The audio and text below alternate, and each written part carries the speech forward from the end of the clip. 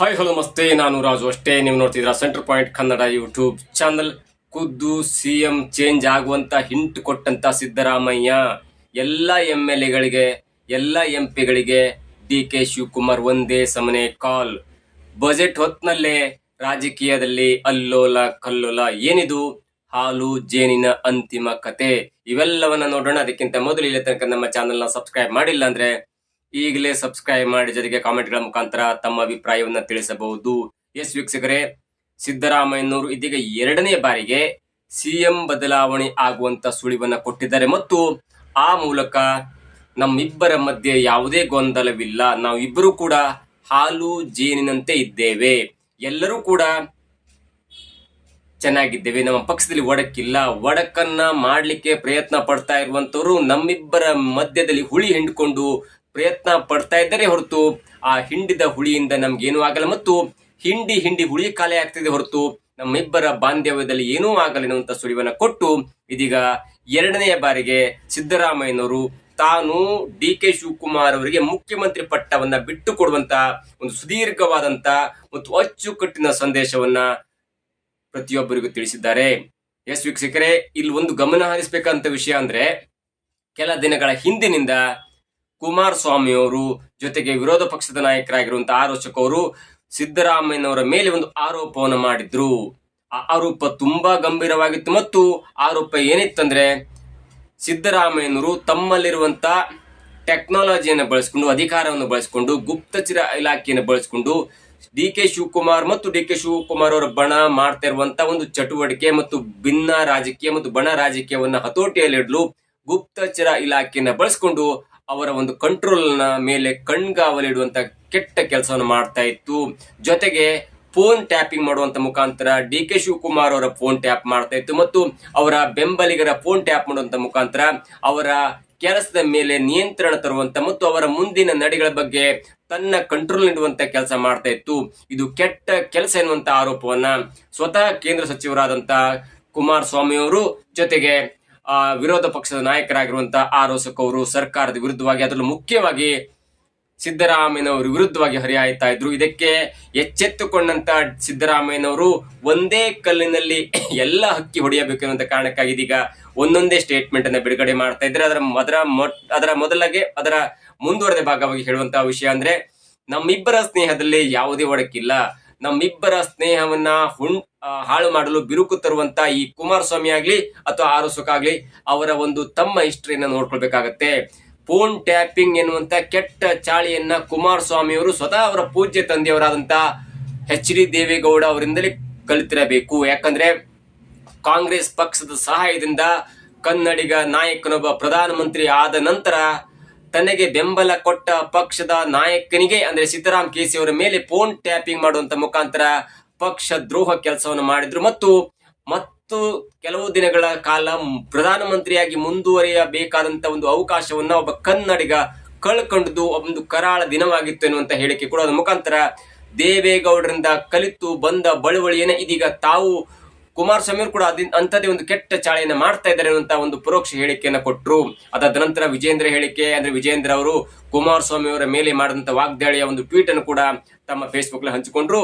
ಅದರ ಜೊತೆಗೆ ಅವರಿಗೆ ಟಾಂಗ್ ಕೊಡೋದ್ರ ಜೊತೆಗೆ, ನಮ್ಮಿಬ್ಬರ ಸ್ನೇಹದಲ್ಲಿ ಏನೂ ಬಿರುಕಿಲ್ಲ, ನೀವು ನಮ್ಮಿಬ್ಬರ ಸ್ನೇಹವನ್ನು ಹಾಳು ಮಾಡ್ಲಿಕ್ಕೆ ಪ್ರಯತ್ನ ಪಡ್ತಾ ಇದ್ದೀರಿ, ನಾವಿಬ್ರು ಕೂಡ ಚೆನ್ನಾಗಿದ್ದೇವೆ, ನಮ್ಮಿಬ್ಬರ ಸ್ನೇಹದಲ್ಲಿ ಯಾವುದೇ ಒಂದು ಒಡಕಿಲ್ಲ ಎನ್ನುವಂತ ಒಂದು ಮಾತನ್ನ ಹೇಳೋದ್ರ ಮುಖಾಂತರ ಅವ್ರು ಹೇಳ್ತಾರೆ, ನಮ್ಮದು ಆಂತರಿಕ ಪ್ರಜಾಪ್ರಭುತ್ವದ ಇರುವಂತ ಪಕ್ಷ. ಕಾಂಗ್ರೆಸ್ ಪಕ್ಷ ಎನ್ನುವುದು ಪ್ರಧಾನಿ ಎದುರು ಬಾಯಿ ಬಿಡಲಾಗದೆ ಕೈಕಾಲು ನಡಗಿಯುವಂತ ಸ್ಥಿತಿಯಲ್ಲಿ ಇರುವಂತ ಬಿಜೆಪಿಯೂ ಅಲ್ಲ, ಜೊತೆಗೆ ಕುಟುಂಬದ ಆಧಿಪತ್ಯ ಇರುವಂತ ಏಕ ಕುಟುಂಬದ ಆಧಿಪತ್ಯ ಇರುವಂತ JDS ಪಕ್ಷವೂ ಅಲ್ಲ. ನಮ್ಮ ಶಾಸಕರಲ್ಲಿ ಯಾರು ಕೂಡ ನನ್ನ ಇಲ್ಲವೇ DK ಶಿವಕುಮಾರ್ ಅವರ ಬೆಂಬಲಿಗರಲ್ಲ, ಅವರೆಲ್ಲರೂ ಕೂಡ ಕಾಂಗ್ರೆಸ್ ಬೆಂಬಲಿಗರು. ಅವರಿಗೆ ಊಟ ಮಾಡುವಂತ ಹಕ್ಕಿದೆ ಅಥವಾ ಬೇರೆ ನಾಯಕರ ಜೊತೆ ಹೋಗುವಂತ ಹಕ್ಕಿದೆ, ಜೊತೆಗೆ ಅವರಿಗೆ ಆಂತರಿಕ ಪ್ರಜಾಪ್ರಭುತ್ವ ಇದೆ. ಅಂತಿಮವಾಗಿ ನಾನಾಗ್ಲಿ DK ಶಿವಕುಮಾರ್ ಅವರೇ ಆಗ್ಲಿ ಪಕ್ಷ ತೆಗೆದುಕೊಳ್ಳುವಂತ ನಿರ್ಧಾರಕ್ಕೆ ನಾವಿಬ್ಬರು ಬದ್ಧ ಎನ್ನುವಂತ ಹೇಳಿಕೆಯನ್ನ ಪುನರುಚ್ಚಾರ ಮಾಡಿದರೆ ಈ ಮುಖಾಂತರ ಸಿದ್ದರಾಮಯ್ಯನವರು ಒಂದು ಹೇಳಿಕೆಯನ್ನು ಕೊಟ್ಟಿದ್ದಾರೆ. ಅದೇಂದ್ರೆ, ನಾನು CM ಪಟ್ಟವನ್ನು ಬಿಟ್ಕೊಳ್ಳಿಕ್ಕೆ ರೆಡಿ ಇದ್ದೇನೆ. ಇದರ ಒಂದು ಮತ್ತೊಂದು ಭಾಗವನ್ನು ಗಮನಿಸ್ತಾ ಹೋದ್ರೆ, ಕೊನೆಯ ಗಳಿಗೆಯಲ್ಲಿ ಅಂದ್ರೆ ಸಿದ್ದರಾಮಯ್ಯನವರು ತಮ್ಮ ರಾಜಕೀಯ ನಿವೃತ್ತಿಯ ವಯಸ್ಸಿನಲ್ಲಿ ಅಥವಾ ರಾಜಕೀಯ ಮುಸ್ಸಂಜೆ ವಯಸ್ಸಿನಲ್ಲಿ ಏನಾದ್ರೂ ಡಿ ಕೆ ಶಿವಕುಮಾರ್ ಅವರಿಗೆ ಮುಖ್ಯಮಂತ್ರಿ ಪಟ್ಟವನ್ನು ಬಿಟ್ಕೊಡ್ಲಿಲ್ಲ ಅಂದ್ರೆ ಅದು ಸೆಕೆಂಡ್ ಕುಮಾರಸ್ವಾಮಿ ಆಗ್ತಾರೆ. ಅಂದ್ರೆ ಕುಮಾರಸ್ವಾಮಿ ಅವರು ಹೇಗೆ 2008 ಸುಮಾರಿಗೆ 2007 ಸುಮಾರಿಗೆ ಹೇಗೆ ಯಡಿಯೂರಪ್ಪನವರಿಗೆ ವಚನ ಭ್ರಷ್ಟತೆಯ ಮುಖಾಂತರ ಅಧಿಕಾರವನ್ನು ಕೊಡದೆ ಹೇಗೆ ಇಲ್ಲಿಯೇ ಜೆಡಿಎಸ್ ಪಕ್ಷ ಮುಳುಗುವಂತೆ ಆಯ್ತಲ್ಲ, ಅದೇ ರೀತಿಯಲ್ಲಿ ಒಂದು ವಚನ ಭ್ರಷ್ಟತೆಯ ಪಟ್ಟವನ್ನು ಪಡ್ಕೊಂಡ್ರಲ್ಲ, ಕೆಟ್ಟ ಪಟ್ಟವನ್ನು ಪಡ್ಕೊಂಡ್ರಲ್ಲ, ಅದೇ ರೀತಿಯಲ್ಲಿ ಡಿ ಕೆ ಶಿವಕುಮಾರ್ ಅವರಿಗೆ ಮುಖ್ಯಮಂತ್ರಿ ಪಟ್ಟವನ್ನು ಬಿಟ್ಕೊಡ್ಲಿಲ್ಲ ಅಂದ್ರೆ ಸಿದ್ದರಾಮಯ್ಯನವರು ಕೂಡ ವಚನ ಭ್ರಷ್ಟತೆಯ ಒಂದು ಕೆಟ್ಟ ಪಟ್ಟ ಸಿಗತ್ತೆ ಅನ್ನುವಂತ ಕಾರಣಕ್ಕಾಗಿ ಒಂದು ಮನಸ್ಸಿನಲ್ಲಿ ಡಿಸೈಡ್ ಮಾಡಿದ್ರೆ ಎಲ್ಲವೂ ಕೂಡ ಬಿಟ್ಟು ಕೊಡ್ಲೇಬೇಕಾಗತ್ತಾದ್ರೆ ಬಿಟ್ಟುಕೊಡುವಂತ ಸಂದರ್ಭದಲ್ಲಿ ಕಚ್ಚಾಟ ಮಾಡಿ ಕೆಟ್ಟ ಹೆಸರನ್ನ ಪಡ್ಕೊಂಡು ಕೂಗಿ ಕಿರ್ಚಾಡಿ ಆಪಾದನೆ ಹೊರಿಸಿ ಮುಖ್ಯಮಂತ್ರಿ ಪಟ್ಟವನ್ನು ಬಿಟ್ಟುಕೊಟ್ರೆ ಅದು ವಿರೋಧ ಪಕ್ಷದವರಿಗೆ ಒಂದು ಸುಲಭವಾಗಿ ಆಹಾರವಾಗತ್ತೆ ಅನ್ನುವಂತ ಕಾರಣಕ್ಕಾಗಿಲ್ಲ, ನಾನು ನಗ್ನಗ್ತಲೇ ಈ ಸಿಎಂ ಪಟ್ಟವನ್ನ ಬಿಟ್ಟು ಕೊಡಬೇಕು ಅನ್ನುವಂತ ಒಂದು ನಿರ್ಧಾರಕ್ಕೆ ಬಂದಂತಿದೆ. ಇದರ ಮುಂದುವರೆದ ಭಾಗವಾಗಿ ಇದೀಗ ಡಿ ಕೆ ಶಿವಕುಮಾರ್ ಅವರು ಪಕ್ಷದ ಪ್ರತಿಯೊಬ್ಬ ನಾಯಕರಿಗೂ ಕರೆ ಮಾಡಿ ಊಟಕ್ಕೆ ಬರುವಂತ ಸೂಚನೆಯನ್ನು ಕೊಟ್ಟಿದ್ದಾರೆ. ಇದು ಈಗ ಮಹತ್ವವನ್ನು ಪಡ್ಕೊಂಡು ಬಜೆಟ್ 6ನೇ ತಾರೀಕಿಗೆ ಸಿದ್ದರಾಮಯ್ಯನವರು ತಮ್ಮ 17ನೇ ಬಜೆಟ್ ಅನ್ನು ಮಂಡನೆ ಮಾಡ್ತಾರೆ ಮತ್ತು ಬಹುಶಃ 99% ಅದು ಸಿದ್ದರಾಮಯ್ಯನವರ ಕೊನೆಯ ಬಜೆಟ್ ಕೂಡ ಆಗತ್ತೆ. ಅದರ ನಡುವೆ ಮಾರ್ಚ್ 10ಕ್ಕೆ ಡಿ ಕೆ ಶಿವಕುಮಾರ್ ಅವರು ತಮ್ಮೆಲ್ಲ ಪಕ್ಷದ ನಾಯಕರಿಗೆ, ಎಂಎಲ್ಎಗಳಿಗೆ, ಎಂಪಿಗಳಿಗೆ ಮತ್ತು ಹಿರಿಯ ಮುಖಂಡರಿಗೆ ಕಾಲ್ ಮಾಡಿ ಊಟಕ್ಕೆ ಬರುವಂತೆ ಹೇಳಿದ್ದಾರೆ. ಇದರ ಒಂದು ಉದ್ದೇಶ, ಇದರಲ್ಲಿ 2 ಉದ್ದೇಶ ಇದೆ.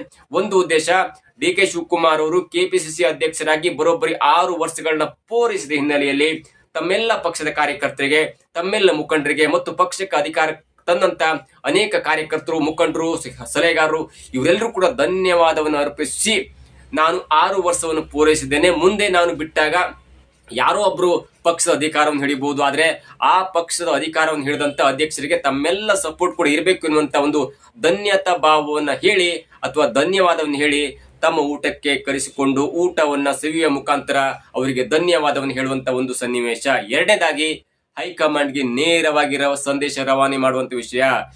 ಬಜೆಟ್ ಮಂಡನೆಯಾಗಿದೆ, ಕೆಲವೇ ದಿನಗಳಲ್ಲಿ ಬಜೆಟ್ಗೆ ಅನುಮೋದನೆ ಸಿಗತ್ತೆ. ಈಗಲೂ ಕೂಡ ನೀವು ನನ್ನನ್ನು ಮುಖ್ಯಮಂತ್ರಿ ಅಭ್ಯರ್ಥಿ ಅಥವಾ ಮುಖ್ಯಮಂತ್ರಿ ಎನ್ನುವುದನ್ನ ಬಿಟ್ಕೊಡ್ಲಿಲ್ಲ ಅಂದ್ರೆ ನನ್ನ ಹತ್ರ ಇಷ್ಟು ಜನ ಇದ್ದಾರೆ, ಬರೋಬ್ಬರಿ 6 ವರ್ಷಗಳ ಕಾಲ ನಾನು ಪಕ್ಷದ ಅಧಿಕಾರವನ್ನು ಮಾಡಿದ್ರು ಕೂಡ ನನ್ನಿಂದ ಯಾವ ಒಬ್ಬ ಎಂಎಲ್ಎ ಕೂಡ ದೂರವಾಗಿಲ್ಲ. ನಾನು ಮನ್ಸು ಮಾಡಿದ್ರೆ ಸರ್ಕಾರವನ್ನ ಬೀಳಿಸಬಹುದು. ನನ್ನ ಹತ್ರ ಸರಿಸುಮಾರು 140 ಎಂಎಲ್ಎಗಳು ನನ್ನ ಹತ್ರನೇ ಇದ್ದಾರೆ. ಸರಿಸುಮಾರು 60ರಿಂದ 65 ಅಂದ್ರೆ 40 ಸುಮಾರು 30ರಿಂದ 32 ಎಂಎಲ್ಸಿಗಳು ನನ್ನ ಹತ್ರ ಇದ್ದಾರೆ. ಹಾಗಾಗಿ ನಾನು ಒಬ್ಬ ದಕ್ಷ ಪಕ್ಷದ ಅಧ್ಯಕ್ಷ ಮತ್ತು ಕಾರ್ಯಕರ್ತ. ಹಾಗಾಗಿ ಈಗ ನನಗೆ ಪಕ್ಷದ ಅಧಿಕಾರವನ್ನು ಬಿಟ್ಟುಕೊಡ್ಲೇಬೇಕು, ಅಂದ್ರೆ ಸರ್ಕಾರವನ್ನ ನನ್ನ ಹತ್ರ ಕೊಡ್ಲೇಬೇಕು, ನನಗೆ ಸಿಎಂ ಪಟ್ಟವನ್ನು ಬಿಟ್ಟುಕೊಡ್ಲೇಬೇಕೆನ್ನುವಂತ ಒಂದು ನೇರವಾದ ಎಚ್ಚರಿಕೆಯನ್ನ ಕೊಡೋದರ ಮುಖಾಂತರ ಇದೀಗ ಡಿ ಕೆ ಶಿವಕುಮಾರ್ ಅವರು ಬಜೆಟ್ ಮುಕ್ತಾಯವಾದ ಕೇವಲ 4 ದಿನಕ್ಕೆ ಡಿನ್ನರ್ ಮೀಟಿಂಗ್ ಅನ್ನ ಕೂಡ ಅರೇಂಜ್ ಮಾಡಿದ್ದಾರೆ. ಇದರ ಮುಂದುವರೆದ ಭಾಗವಾಗಿ ಇದೀಗ ರಾಹುಲ್ ಗಾಂಧಿ ಅವರು ಕೂಡ ಒಂದು ಲೀಗಲ್ ಒಪಿನಿಯನ್ ಅನ್ನ ಪಡ್ಕೊಳ್ತಾ ಇದ್ದಾರೆ. ಒಂದ್ ವೇಳೆ ಡಿ ಕೆ ಶಿವಕುಮಾರ್ ಅವರನ್ನ ಮುಖ್ಯಮಂತ್ರಿ ಮಾಡಿದ್ರೆ ಅವರ ಈಗ ಲೀಗಲ್ ಫಾರ್ಮ್ಯಾಲಿಟೀಸ್ ಏನಿದೆ, ಯಾವ ಕೇಸ್ ಇದೆ, ಯಾವ ಕೇಸ್ ಎಲ್ಲಿ ಹಂತದಲ್ಲಿದೆ, ಮುಂದೆ ಏನಾಗಬಹುದು ಎನ್ನುವಂತ ಎಕ್ಸ್ಪರ್ಟ್ ಕಮಿಟಿಯನ್ನ ಮಾಡಿಕೊಂಡು ಡಿ ಕೆ ಶಿವಕುಮಾರ್ ಅವರ ಬಗ್ಗೆ ಒಂದು ಕಾನೂನಿನ ಚೌಕಟ್ಟಿನಲ್ಲಿ ಏನೇನಾಗಬಹುದು ಎನ್ನುವಂತ ಒಂದು ಸಲಹೆಯನ್ನು ಪಡ್ಕೊಳ್ತಿದ್ದಾರೆ ಮತ್ತು ಅದಕ್ಕೆ ಬೇಕಾದಂತ ಒಂದು ತಯಾರಿ ಕೂಡ ಮಾಡ್ಕೊಳ್ತಾ ಇದ್ದಾರೆ. ಒಂದ್ ವೇಳೆ ಡಿ ಕೆ ಶಿವಕುಮಾರ್ ಅವರನ್ನ ಮುಖ್ಯಮಂತ್ರಿ ಮಾಡಿದ್ರೆ ಅವರಿಗೆ ಯಾವ ರೀತಿಯಲ್ಲಿ ಕಾನೂನು ತೊಡಕಿಂದ ಹೊರಗೆ ಬರ್ಲಿಕ್ಕೆ ಸಹಾಯವನ್ನು ಮಾಡಬೇಕೆನ್ನುವಂತ ಒಂದು ಸಲಹೆಯನ್ನು ಪಡ್ಕೊಂಡು ಅದಕ್ಕೆ ಬೇಕಾದಂತ ಪೂರಕ ವ್ಯವಸ್ಥೆಯನ್ನು ಕೂಡ ಮಾಡ್ತಾ ಇದೆ. ಇದರ ನಡುವೆ ಇದೀಗ ಸಿದ್ದರಾಮಯ್ಯನವರು ಡಿ ಕೆ ಶಿವಕುಮಾರ್ ಅವರನ್ನು ಮುಖ್ಯಮಂತ್ರಿ ಅಭ್ಯರ್ಥಿ ಅಥವಾ ಮುಖ್ಯಮಂತ್ರಿ ಆಗ್ತಾರೆ ಅನ್ನೋದು ಸುಳಿವು ಕೊಟ್ಟ ಬೆನ್ನಲ್ಲೇ ಇದೀಗ ಎಲ್ಲಾ ಶಾಸಕರಿಗೆ, ಎಲ್ಲಾ ಎಂಪಿಗಳಿಗೆ ಸ್ವತಃ ಡಿ ಕೆ ಶಿವಕುಮಾರ್ ಅವರೇ ಕಾಲ್ ಮಾಡಿ ಊಟಕ್ಕೆ ಬರುವಂತೆ ಮನವಿಯನ್ನು ಮಾಡಿಕೊಂಡಿದ್ದಾರೆ. ಹಾಗಾಗಿ ಇದೀಗ ಬಜೆಟ್ ಹೊತ್ತಿನಲ್ಲಿ ಒಂದು ದೊಡ್ಡದಂತ ರಾಜಕೀಯ ಬೆಳವಣಿಗೆ ಆಗ್ತಾ ಇದೆ ಮತ್ತು ಸಿದ್ದರಾಮಯ್ಯನವರು ನಮ್ಮಿಬ್ಬರ ಸ್ನೇಹ ಹಾಲು ಜೇನಿನಂತ ಸಂಬಂಧ ಎನ್ನುವಂತ ಮಾತನ್ನು ಹೇಳ್ತಾ ಇದ್ರೆ, ನನಗೆ ಹಾಲು ಜೇನು ತುಪ್ಪ ಅದರ ಮೇಲೆ ಅಥವಾ ಸಿದ್ದರಾಮಯ್ಯನವರು ಹೇಳುವಂತ ಮಾತಿನ ಮೇಲೆ ನಂಬಿಕೆ ಇಲ್ಲ. ಯಾಕಂದ್ರೆ ಅದು ಕೆಲವೊಂದು ಕಾರಣದಿಂದ ಹೇಳ್ತಾ ಇದ್ರೆ, ಯಾಕಂದ್ರೆ ಡಿ ಕೆ ಶಿವಕುಮಾರ್ ಅವರು ತಿಹಾರ್ ಜೈಲಿನಿಂದ ಬಂದ ನಂತರ ಬರುವಾಗ ಯಾವ ರೀತಿಯಲ್ಲಿ ಜೆಡಿಎಸ್ ಕಾರ್ಯಕರ್ತರು ಅವರನ್ನ ವೆಲ್ಕಮ್ ಮಾಡಿದ್ರು, ಜೊತೆಗೆ ಜೆಡಿಎಸ್ ನ ಬಾವುಟ ಹೇಗೆ ರಾರಾಜಿಸಿತು, ಜೊತೆಗೆ ಅದಾದ ನಂತರ ಸಿದ್ದರಾಮಯ್ಯನವರು ಒಂದು ಗೌಪ್ಯ ಸಭೆಯಲ್ಲಿ ಯಾಕಪ್ಪ ಇವನು ಜೆಡಿಎಸ್ ಸೇರ್ಗಬಿಟ್ನ, ಹೀಗೆಲ್ಲ ಮಾಡಬಾರ್ದಿತ್ತು ಅನ್ನುವಂತ ಮಾತನ್ನ ನೋಡ್ತಾ ಇದ್ವಿ. ಇಲ್ಲ ಒಂದ್ ಕಡೆ ಸಿದ್ದರಾಮಯ್ಯನವರು ಮನಸ್ಫೂರ್ತಿಯಾಗಿ ಬಿಟ್ಕೊಡ್ತಿಲ್ಲ, ತೋರ್ಪಡಿಕೆಯಾಗಿ ಬಿಟ್ಟುಕೊಡ್ತಿದ್ದಾರೆ ಅನ್ನುವಂತ ಲೆಕ್ಕಾಚಾರ ಅನೇಕರಿಗೆ ಬರ್ತಾ ಇದೆ ಮತ್ತು ಸಿದ್ದರಾಮಯ್ಯನವರ ಬಣ ಕೂಡ ಡಿ ಕೆ ಶಿವಕುಮಾರ್ ಅವರನ್ನ ಮುಖ್ಯಮಂತ್ರಿ ಆಗುವುದನ್ನ ಕಣ್ಣಾರೆಗೆ ನೋಡ್ಲಿಕ್ಕೆ ಕೂಡ ಇಷ್ಟಪಡ್ತಾ ಇಲ್ಲ. ಇದರ ನಡುವೆಯೂ ಕೂಡ ಹೈಕಮಾಂಡ್ ಒತ್ತಡದ ಮೇರೆಗೆ ಮತ್ತು ಕೊನೆಯ ರಾಜಕೀಯ ಮುಸ್ಸಂಜೆ ವೇಳೆಗೆ ತಾನು ಯಾಕೆ ಸುಮ್ಮನೆ ಕಾಲ ಮೇಲೆ ಕಲ್ಲು ಹಾಕೊಳ್ಬೇಕೆನ್ನುವಂತ ಕಾರಣಕ್ಕಾಗಿ ಸಿದ್ದರಾಮಯ್ಯನವರು ಮನಸ್ಸು ಇಲ್ದಿದ್ರು ಕೂಡ ವಿರೋಧ ಪಕ್ಷವನ್ನ ತಣ್ಣಗೆ ಮಾಡಲಿಕ್ಕೆ ಅಥವಾ ಅವರ ಬಾಯಿಗೆ ಆಹಾರವಾಗಬಾರ್ದು ಎನ್ನುವಂತ ಕಾರಣಕ್ಕಾಗಿ ಇದೀಗ ಮನಸ್ಫೂರ್ತಿಯಾಗಿ ನಕ್ಕಂತೆ ಮನಸ್ಫೂರ್ತಿಯಾಗಿ ಸಿಎಂ ಪಟ್ಟವನ್ನ ಬಿಟ್ಟು ಕೊಡುವಂತ ಒಂದು ತಯಾರಿಯನ್ನ ಮಾಡ್ಕೊಳ್ತಾ ಇದ್ದಾರೆ. ಇದರ ಹಿಂದೆ ಅನೇಕ ರಹಸ್ಯವೂ ಕೂಡ ಇದೆ. ಒಂದ್ ವೇಳೆ ಸಿದ್ದರಾಮಯ್ಯನವರ ಜಾಗದ ಡಿ ಕೆ ಶಿವಕುಮಾರ್ ಅವರು ಬಂದು ಕೂತ್ರೆ ಏನಾಗತ್ತೆ, ಇವೆಲ್ಲವೂ ಕೂಡ ಒಂದು ಕುತೂಹಲಕ್ಕೆ ಕಾರಣವಾಗುತ್ತೆ. ಮತ್ತು ಮುಂದಿನ ಒಂದು ವಿಡಿಯೋದಲ್ಲಿ ಒಂದು ಅಚ್ಚರಿಯ ಬೆಳವಣಿಗೆ ಒಂದು ವಿಡಿಯೋವನ್ನು ಕೂಡ ಮಾಡ್ತೇನೆ. ಡಿ ಕೆ ಶಿವಕುಮಾರ್ ಅವರು ಮುಖ್ಯಮಂತ್ರಿ ಆದ ಕೇವಲ 6 ತಿಂಗಳಲ್ಲಿ ಸತೀಶ್ ಜಾರಕಿಹೊಳಿ ಅವರು ಮುಖ್ಯಮಂತ್ರಿ ಪಟ್ಟ ಆಗ್ತಾರೆ ಅಥವಾ ಮುಖ್ಯಮಂತ್ರಿ ಆಗ್ತಾರೆ ಅನ್ನುವಂತ ಒಂದು ಸುಳಿವು ಕೂಡ ಇದೀಗ ನನ್ನ ಗಮನಕ್ಕೆ ಬರ್ತಾ ಇದೆ. ಅದಕ್ಕೆ ಕಾರಣ ಏನು, ಇವೆಲ್ಲವನ್ನ ನೋಡೋಣ. ಅದಕ್ಕಿಂತ ಮೊದಲು ಈ ವಿಡಿಯೋವನ್ನು ಮುಗಿಸುವ ಮೊದಲು ನಮ್ಮ ವಿಡಿಯೋವನ್ನು ನೋಡಿದಂತ ಪ್ರತಿಯೊಬ್ಬರಿಗೂ ಕೂಡ ಕಾಮೆಂಟ್ ಮುಖಾಂತರ ತಿಳಿಸಬಹುದು. ಮತ್ತು ಆ ವಿಡಿಯೋ ಲೈಕ್ ಆದ್ರೆ, ವಿಡಿಯೋ ಇಷ್ಟ ಆದ್ರೆ ಅತ್ಯಂತ ಜಾಸ್ತಿ ಪ್ರಮಾಣದಲ್ಲಿ ಕೂಡ ಶೇರ್ ಮಾಡಿ. ಧನ್ಯವಾದಗಳು.